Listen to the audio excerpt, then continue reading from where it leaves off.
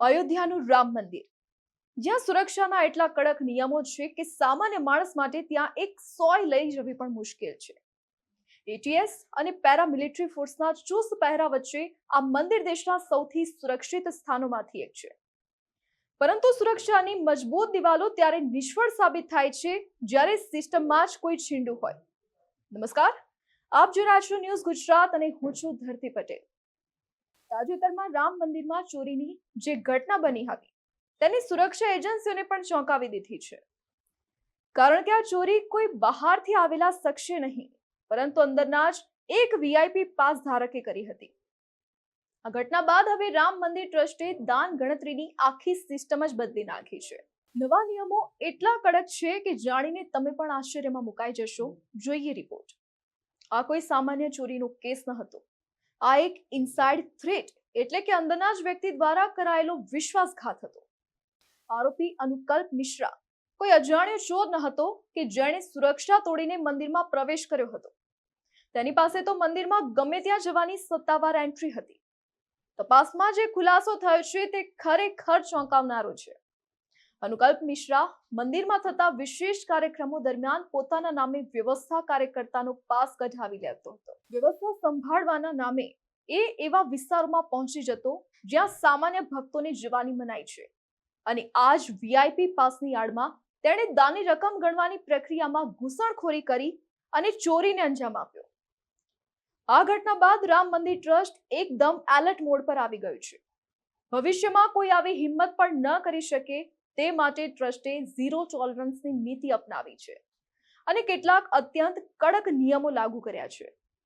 સૌથી મોટો અને ઐતિહાસિક બદલાવ છે કર્મચારીઓનો નવો ડ્રેસ કોડ. હવે દાનની ગણતરી કરવા જનાર કોઈ પણ કર્મચારીના કપડામાં એક પણ ખિસ્સો એટલે કે એક પણ પોકેટ નહીં હોય. ફરજિયાતપણે ખિસ્સા વગરના ડાર્ક બ્લુ કપડાં પહેરીને જ કાઉન્ટિંગ રૂમમાં પ્રવેશ મળશે. એટલું જ નહીં, અગાઉ જે ગણતરી ટેબલ અને ખુરશી પર થતી હતી તે સુવિધા પણ રદ કરવામાં આવી છે.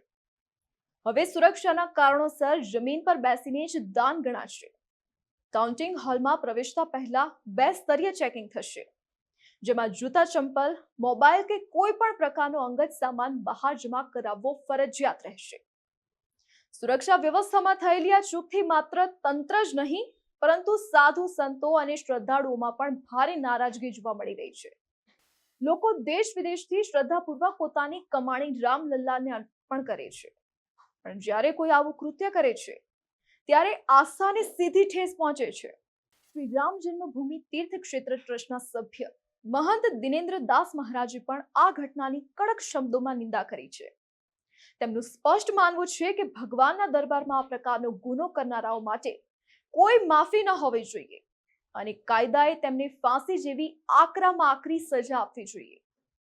રામ મંદિર ટ્રસ્ટે વ્યવસ્થા કાર્યકર્તાના પાસનું જે છીંડું હતું તે પકડી લીધું છે અને ખિસ્સા વગરના કપડા જેવો નવો નિયમ લાગુ કરીને એક દાખલો બેસાડ્યો છે.